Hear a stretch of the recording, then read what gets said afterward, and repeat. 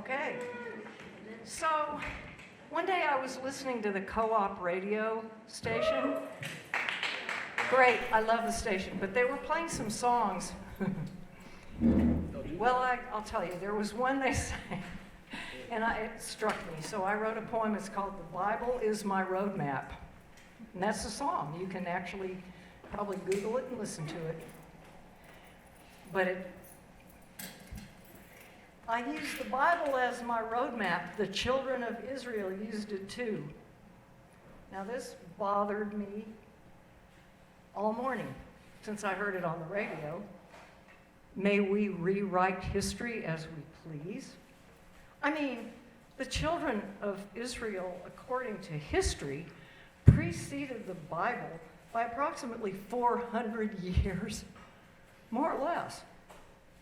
This really makes me wonder about so much that I hear. There's a funny story a lady told one time about how her dad had taken her and several of her friends to see The Wizard of Oz. Her dad was a physicist. When it got to the part where Dorothy throws a bucket of water on the Wicked Witch, and the Wicked Witch says, "I'm melting, I'm melting," her father stood up and said, "Damn it, why do they lie to our children this way? She's not melting, she's dissolving." Well, obviously the children of Israel were prescient, or how would they have known the Bible was their roadmap? The Bible told them so. As a footnote to history, as a footnote to this story, as something we should know, prisons are built with the bricks of religion, a stack of leftover Bibles that may not yet have been written. I'll use Google Maps or Waze as my road maps and find my own way to hell. Okay, you got a taste of the music? Oh no, wait a minute here. Oh yes, the Banks brothers. It's tempting not to call them the bank robbers, but they're the Banks. You saw RC on the piano, on the keyboard. Woo! And his brother Alan are here, and I believe that Eve and Mike are going to come back up, so yep. I think we're in for a big treat.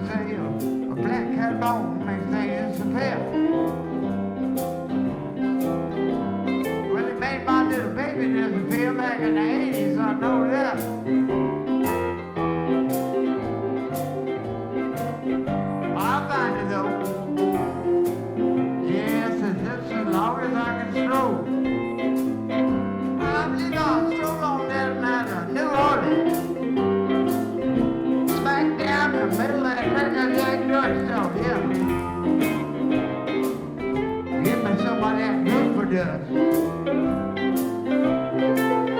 Now I'm gonna sprinkle down a ponytail altogether.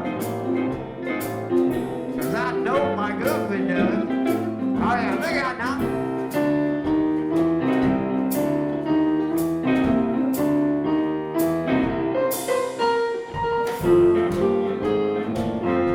That's a little something I do when I ain't got nothing else to do.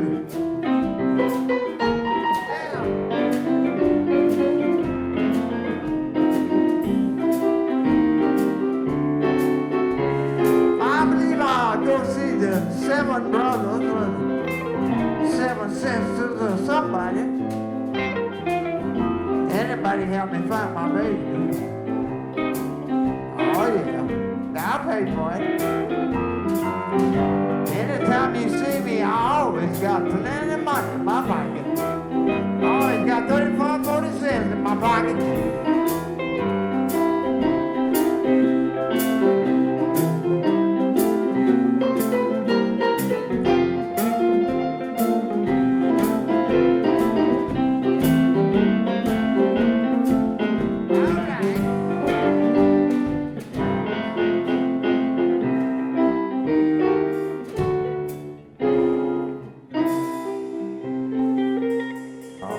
Thank y'all so much for your kind welcome, and thanks to everybody for inviting us to the show.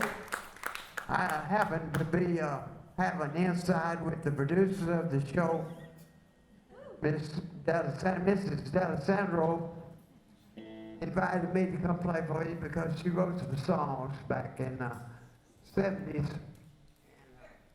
We kind of share them together. Let me play one for you called Give a Little More Time. Give a little more time. Scared to let go. Love is a fate that ain't afraid to show. Give a little more time. If you want your love to grow. Give a little more time. You need to be sure that you're the one.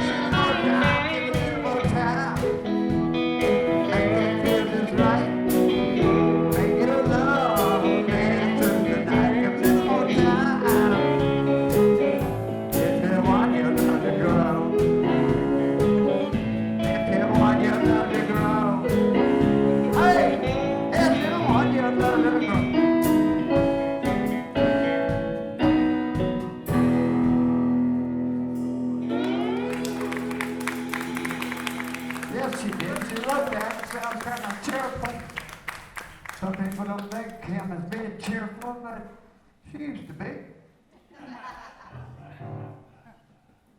Then she made up this one here. You know I care. Well, I think about you when you're not there. I think about you all the time. Baby, your love is bad.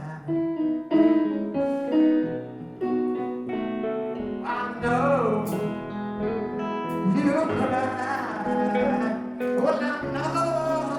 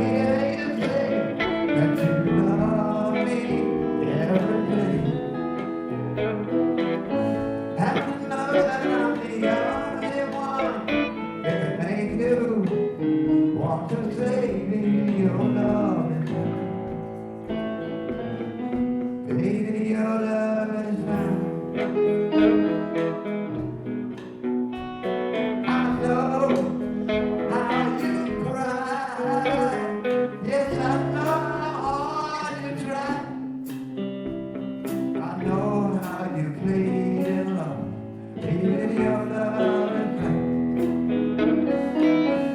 Baby, your love is fine. Baby, your love is fine.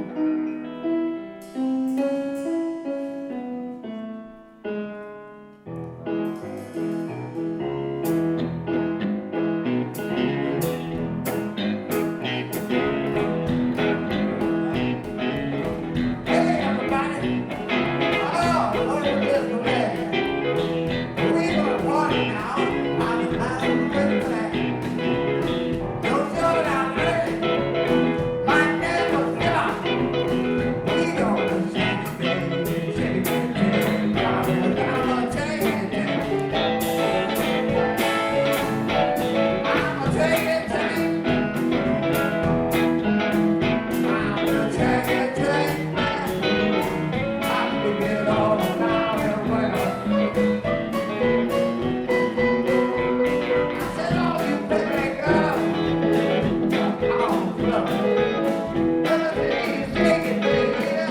Yeah, look. Look at me, shake it, baby. Yeah, yeah, yeah. Then I know it's time for me to go away. I'm gonna take it. I'm gonna take it, take it. I'm gonna take it, take it. Take it all around the world.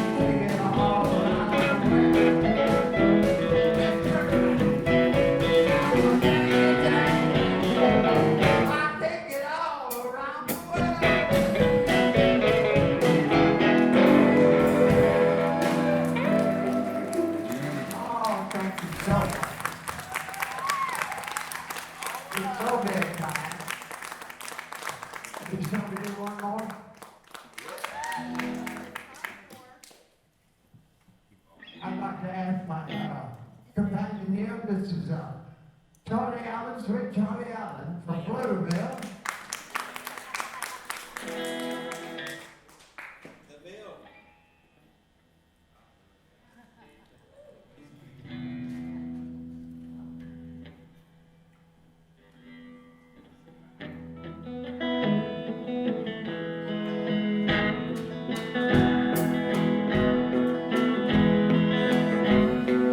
Everyone's thinking I'm gonna take it.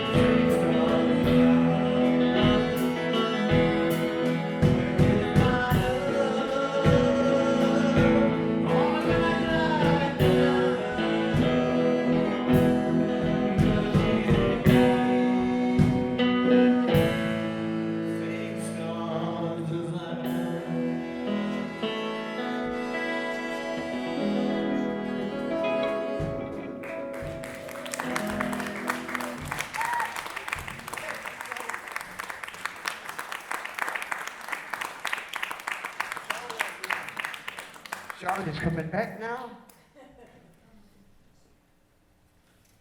How you like them apples? Okay, you might not realize this, but you all are about to collectively have your minds blown. This whole show, we've just been warming up for the piece de resistance. That's about as much French as I know. It is my great pleasure and honor to introduce to you one of the most remarkable writers I've ever read in my life, and the human being who put this all together, Kim Dallesandro.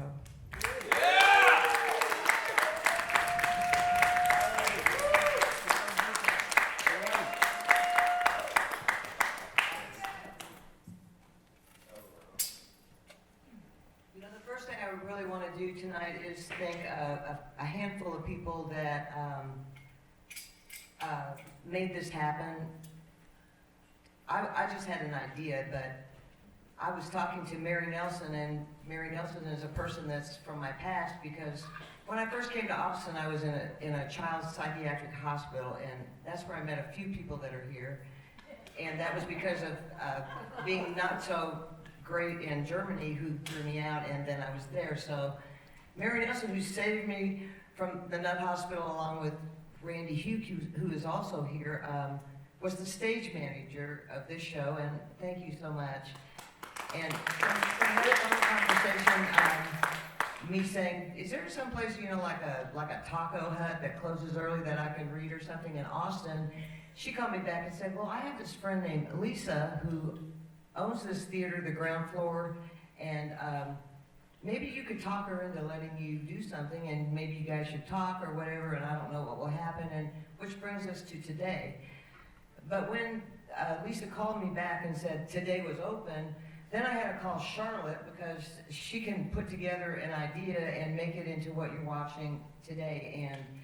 And then after I talked to Charlotte, it was like, well, there's no way I can do this without all the people that influenced me and taught me and helped me discover that I was a writer. Otherwise, it's a big fat lie. So as many as I could fit on the stage came tonight, and I'm so grateful for their time and effort when I was much younger, and even today, because I learn every day from the people that I'm around and all of you that came. And so I hope you've enjoyed the show to now, and if nothing else, I'm going to crash the car into the wall, and then we'll go home.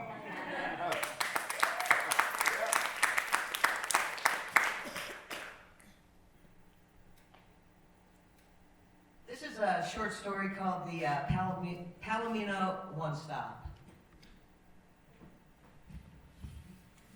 I worked the night shift at the Palomino One Stop off Highway 66, half a mile from Scooter Jones's old car repair shop that was nothing more than a greasy collection of abandoned parts and an empty cash register.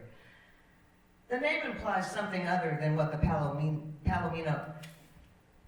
One Stop is, which is a fleet bag, run-down piece of shit by the side of the highway motel. You'd think you could drive over and get a six-pack of beer, a bag of chips, maybe one of those microwave hamburgers that are years older than you should eat, but all you get here is a bill for $39 and maybe, if you're lucky, a case of the clap. And much like the blues bar I once worked at that was relatively normal in the later afternoon into the evening, this place also gets its fair share of what we call debris when the clock hits 1 in the morning.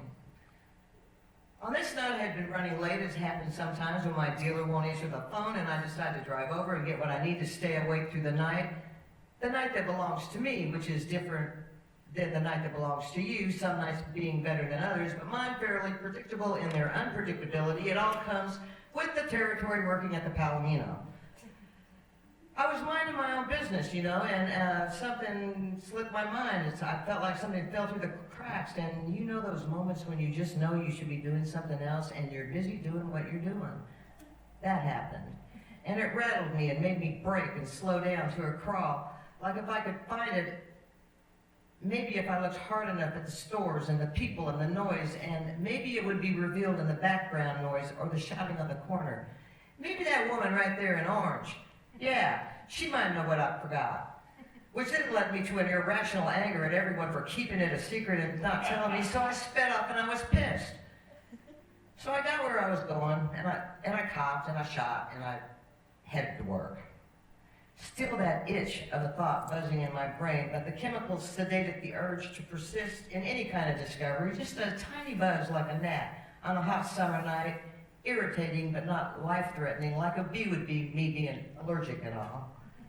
The parking lot was full of the regulars, or as I call them, the ins and the outs. In the street, and all the street trade now was able to rent a room and share it with one another, with all the other Johns that came along, in and out all night long. And the neon sign, though, had not been turned on, which I found rather strange since the day manager, Cheryl, was such a stick-in-the-mud, by-the-book, slave-driving bitch. Now, she called me earlier in the day a whole lot of you should have and you could have kind of crap that made me quit listening about a minute into the conversation. And I remembered right then that I was supposed to pick something up for her, some shitter's, I don't know, so God knows what I was here for. I'm late and I'm high and I'm empty-handed and I haven't even stepped into the doorway and already I'm fucking up. And I'm doing something wrong and I had that feeling that I need to run and get away or avoid any kind of confrontation, and all that was washing over me, and it took all my might to turn that old steering wheel to the right and park next to some beat-up old Harley that had half the seat missing. Hey man, we need to check in, was my greeting out of the Ranchero. Two beefy, burly biker types stepped forward and met me eye to eye on the sidewalk. Hey man, we need to check in. Well, go inside. It's a free country. I mean, there's a clerk in there, and she'll get you a room and maybe a nice little piece of candy you can put on your pillow if you smile real big at her and treat her nice. I don't like biker types. I made a few drunken mistakes that ended me in the hospital and them in jail, and their cavalier attitude and total disregard for anyone, most of all those poor young girls they drag over here to beat and fuck and throw away, I don't like them. Of all the problems this motel has, guys like these are the biggest problem, in my opinion. Not that anyone cares or anyone is willing to acknowledge that this is going on. They are the assholes perpetrating the evil on others, since it's really all about $39 that passes from your hand to ours. And our job starts with that and continues with us pretending we don't hear, see, feel, or taste the fear and the pain they inflict night after night. Which is why at this moment I am damn grateful I found my dealer and had done that shot. I'd stayed calm. Well, up to that moment anyway. The office was dark, just like the sign. It was eerie and silent, and I swear I could hear a century of lies and deceit in that emptiness, people standing right where I stood, lying about who they were or why they were here, not having a credit card. Take the cash, really, it's money. All those poor lost souls that needed a room to confront their darkest secrets and have a go at their demons, starting with their try at redemption with a lie at our counter, this unholy place. And it smelled old, like no air had circulated through it. It was just a whiff of urine, or some other acidic odor from cats or dogs other people had thought was a good idea to bring to work. It was still. The air was still and thick, and I remember thinking, if I had a big enough knife, I could cut slices of it and sell it to all these idiots that checked in and give them back the air that they breathed while they uttered their lies. I would sell them a piece of their own redemption. We don't want it, you take it with you. And I thought that was really, really funny, and while my brain was trying to understand why the lights were out, where the hell was Cheryl, and why were these two guys following me in here, and I'm feeling a little out of balance. Well, we found Cheryl in the back room, and I'd stepped behind the counter to check the day's receipts, and one of the bikers pushed past me to that little area behind the office that had a twin bed, a desk, and a television that at least would keep you from going insane with boredom while you worked here. She's in here, they hollered, and I pivoted and ran inside and saw her chest barely moving. Her breath labored, her fingers were ice cold. She had a bluish tint like she was dead, but her lungs just refused to believe it. Cheryl, Cheryl, Cheryl! That's all I was able to do, and I screamed and I dropped to my knees, and my first thought was these guys had killed her or tried to kill her, and now I was next, and I'm trying to pretend like I'm concerned about Cheryl, but really, I'm trying to figure out how to get out of here. And it took all my might to turn around and say, please help me, Jesus God, what have you done? It was the bikers that saved her. life that night, and they bundled her up and put her in my ranchera and rushed her to the hospital where she got the attention I was unfortunately unable to give her. Me, I folded like a bad hand, so convinced they had to kill me next. Well, I don't even know if it was the combination of fear and drugs or too many nights hearing the yells and looking into the eyes of desperate people, lost souls like me, and seeing myself that caused me to shut down when Cheryl needed me the most. But I didn't do a good goddamn thing at all to help her, except remember that she had asked me to go by and pick up her insulin and come into work 30 minutes early when we talked on the phone.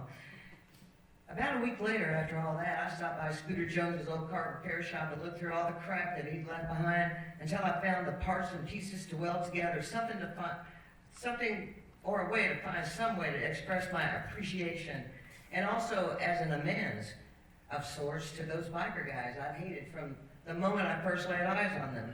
And then I realized that I had been foolish in my judgments of others, and that regardless of what they were doing behind their $39 door, it really was none of my business. And when the shit had hit the fan, the assholes that I despised were the very ones that had saved Cheryl's life. I attached the homemade sign to the bottom of the Palomino one-stop neon that just said, "Bikers Welcome." It made out of tailpipes and other pieces of car material. I mean, it wasn't perfect, but I think they liked it, and they polished my car, and we drove around it a few times, and then things went right back to what they were. Me, the night manager, and then the bikers in the $39 room. It really makes you think you could be wrong about a lot of stuff.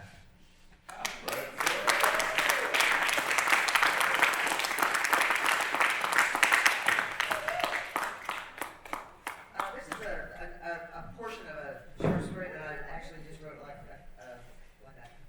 a half a week ago. But just a little, because we're starting at this point, it takes place in Appalachia, which is coal country, and that's kind of the setting of this, the mountains and the rivers and the poverty and the lack of jobs and all of that. And so with that as a reference, Charlie finished the day out like he did every other day, he was sitting, but also quietly standing in line to punch out his time card. Listening to the endless complaining and bitching about everything, he flexed his fist. This talk always ignited his rage. He needed to clear out of here as soon as possible. He walked to the beginning of the line, cutting in and grabbing his time card. "Hey, buddy, get in line like the rest of us. Who the fuck you think you are?" "Emergency," is all he said, punching his card and putting it back, a quick pivot, and he was out the door. His job was a numbing drug that in the beginning provided money. Money he used to get her. She wanted so much. Piles of stuff later. Jewelry, clothes, perfume, candy, flowers, shoes, movies, dinners, piles of monies later. He had her in every way, in the only way he imagined. The images that floated through his head propelling him forward into each empty, draining day now covered in wet thoughts of her. He felt alive and he felt life. And she laid down and he had her. For 2 years he had her. He lived those images wet with desires and blood running hot until she left suddenly without a word as to why. And she took what she'd wanted all along, his very being, his soul. And he tortured the metal rectangles for years after, his rage so immediate each morning he awoke, still surprised that she was gone. Even today, even this morning. Eunice had to start his day reminding him he could leave all this behind, him knowing he could never abandon his beloved dog and become like her. Never. So he was in a foul mood, sentenced and delivered to his private prison, left to rot in it. He walked the 4 miles home, today in the rain, walked them like he did every day, lost in thoughts, only he could reveal the dark pain on his face, our only indication he was indeed suffering. The bottle that Roger was holding when he arrived was joined with another exactly like it, both sitting empty on the coffee table in the living room. Cigarette smoke curled in the air, the ashtray was overflowing with butts. A radio was playing in another room at an annoying volume, not low enough to hear, but not loud enough to sing along with. Eunice was drunk. She had a bloody nose, and what may turn into quite the shiner, her left eye was barely open, the obvious signs of a drunken brawl. Roger was passed out, sitting upright at the far end of the couch. His head was staring straight up to the ceiling, heaven maybe, and he was out cold with deep gashes striping his face as he snored loud and almost demanding. Eunice stared at Roger, shaking her head, tears dropping from her eyes to the couch. And Wiley, Charlie's dog, stood next to her, almost at attention, trying perhaps to offer comfort, but surely with a look of concern. While she petted him and wailed to the aloneness of her life of sadness and despair, Eunice's sister had earlier dropped off Wiley, and she was having an overnight date with some fool she'd met in some bar not so long ago. Eunice was dripping in rainwater on the floor. The dog smelled like a wet dog, that smell. When the rains came, when I was a kid, they were just like tonight. They don't disappoint, do they? She never took the dog when she had an overnight. She wanted to appear whole and desirable, capable, malleable, all those things she was not. So Wiley the dog joined the party right before the fireworks went off, and when all the screaming and yelling and violence began, he barked and he howled, and he barked some more, but even he could not stop it until it was over. And then it was over until Charlie opened the front door, and then the party really began. Now, ordinarily I wouldn't do this, but if I don't take a drink of water, it's gonna be like, I have to take a drink of water because what comes next has to just, I can't stop with it. Is that okay? Yes. This is Kirkland water. It's such good water. It's like a commercial in the middle of it. Yeah.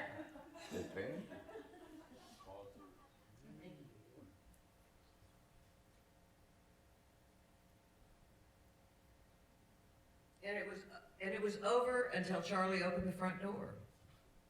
And then the party really began. What the fuck is going on here, Eunice? What the fuck? Oh, Charlie. Don't ever drink, Charlie. Don't drink. If you're still here past today, don't ever drink, Charlie. What the hell are you talking about, Eunice? You're drunk. You're out of your mind. Look at the mess in here, and where's Mom? Why is Wiley here and she's not? What the fuck is going on? What hell, Charlie? What's going on? Is it that? You've watched me die for years, a little at a time. I mean, not bang, bang, shoot me, I'm dead, but I mean every minute of every day, you start to realize that what you call your life is a fucking joke, Charlie. Excuse my French, but anyway, Charlie, it's not funny, is it, Charlie? What are you talking about, Eunice? What are you trying to say? I'm trying to say, Charlie, you've got to get out of here. You've got to go. You know it. I know it. Even fucking asshole Roger knows it. And I've tried every which way to convince you to go, to leave.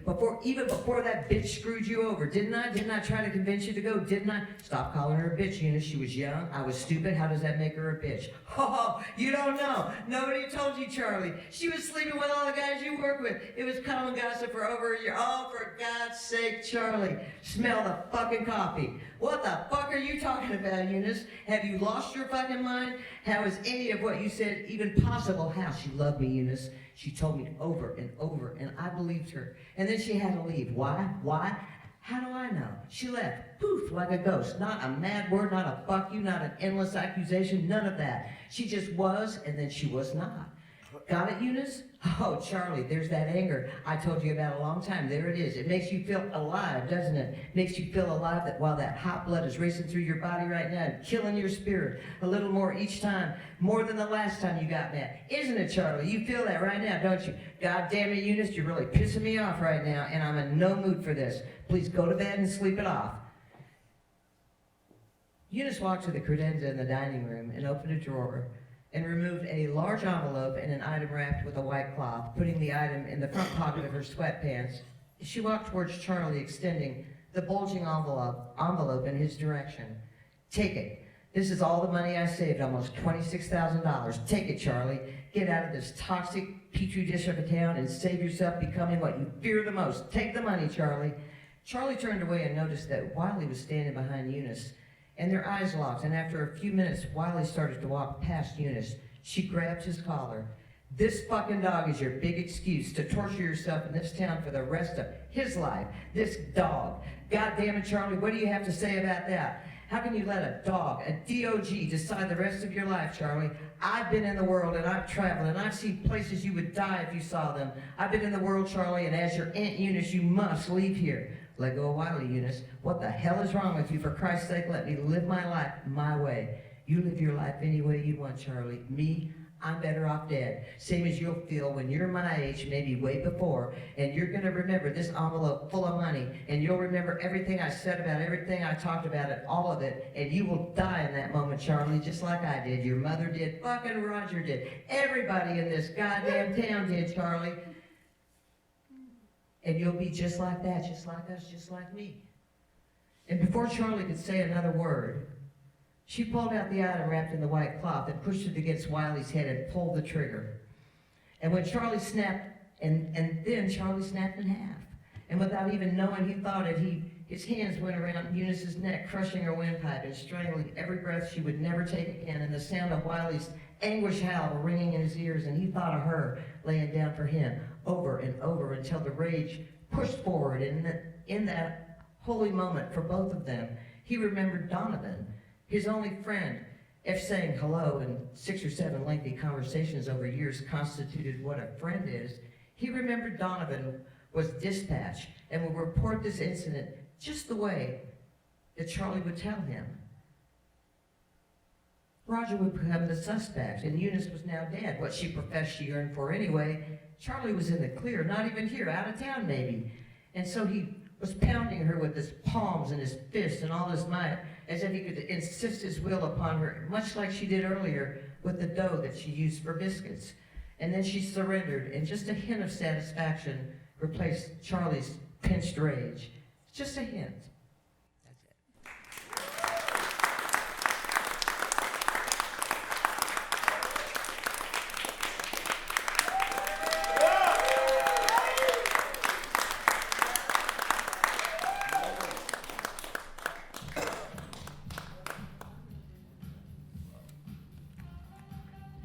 So, everybody come on up here. The gang, Lisa. This is Lisa Cherry. Eve Monsey. Micah.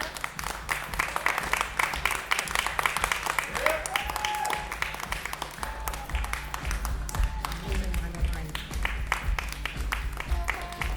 Carter.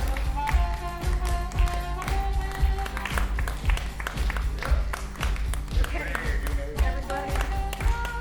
And the star of the show, Ken Dallesandro.